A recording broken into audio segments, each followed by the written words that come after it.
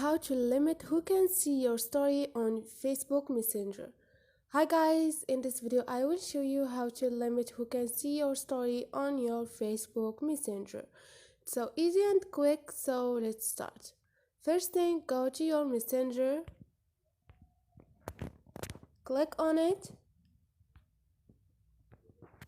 and now click on your profile, scroll down and click on story.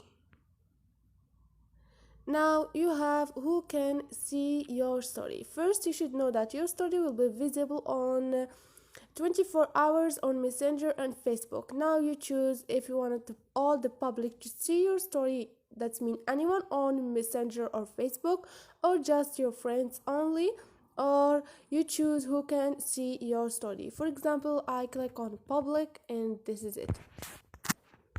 Hope this video was helpful to you, and if you liked the video, don't forget to subscribe and like.